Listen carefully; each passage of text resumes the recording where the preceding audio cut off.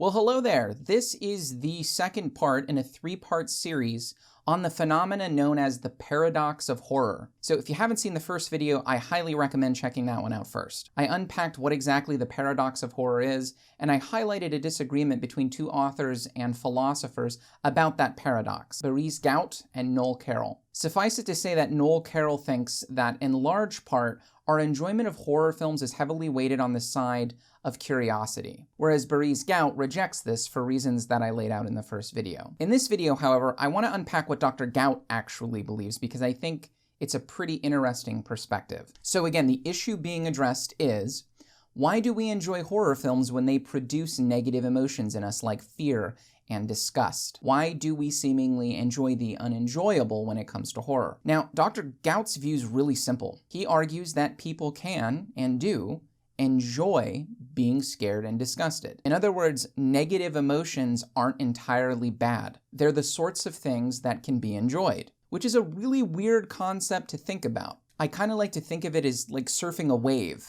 right? I'm totally a California dude to use that example. But when you think about like surfing a wave, it's this violent wall of water that's like chaotic and crashes down, and yet we smile and enjoy and indeed get a rush from riding it, you know, if you're a surfer. And it sounds like that's sort of what Dr. Gout is describing here with enjoying negative emotions. So he gives some examples of enjoying negative emotions. Things like a roller coaster rider finding enjoyment in being scared on the ride.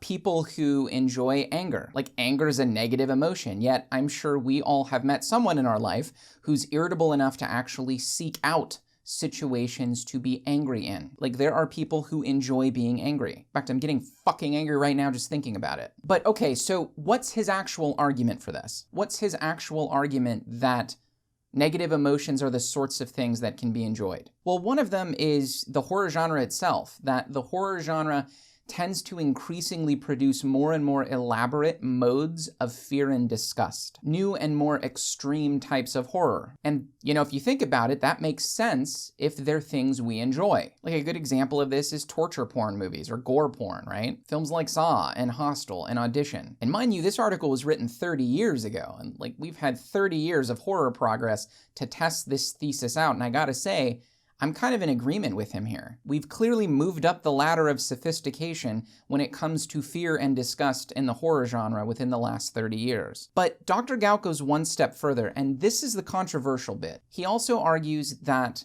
horror films are really just enjoyment machines, and at the end of the day, they're not meant to be taken as serious works of art. So, you know, Leprechaun in the Hood is not Schindler's List.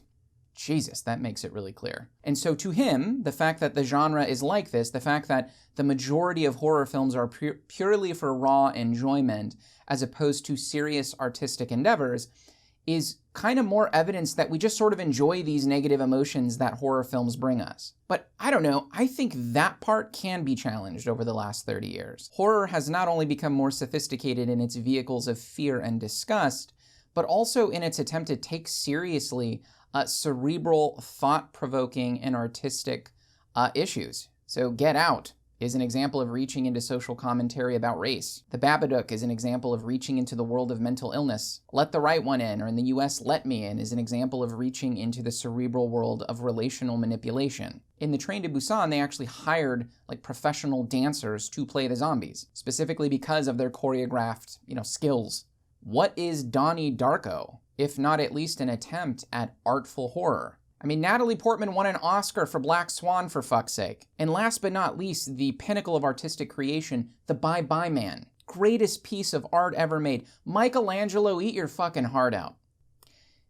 That was, just to be clear, that last one was a joke. Just for the one or two people who probably thought that was serious. It was, just make it very clear, that was a joke. So I don't buy what Dr. Gout is selling here, at least not with today's horror. And I think while most modern horror films are still obviously heavily weighted on the enjoyment side, the appreciative, artful stuff is starting to surface, let's say within the last 20 years, in a way that hasn't happened maybe ever. And if that's true, if I'm right about that, then it undercuts his argument that enjoyment theory essentially explains the genre, because now it's not just all about enjoyment. In fact, this very podcast is kind of an indictment of Dr. Gout's views, because here we always make the distinction in this podcast of enjoying a horror film and appreciating a horror film like you would do a good whiskey or a scotch. So you appreciate a good whiskey by putting it in a nosing glass and jotting down tasting notes, really pretentious shit like that. But you can also enjoy a whiskey by just drinking it however the hell you like it. Mix it with Coke, who cares? So there's an appreciative piece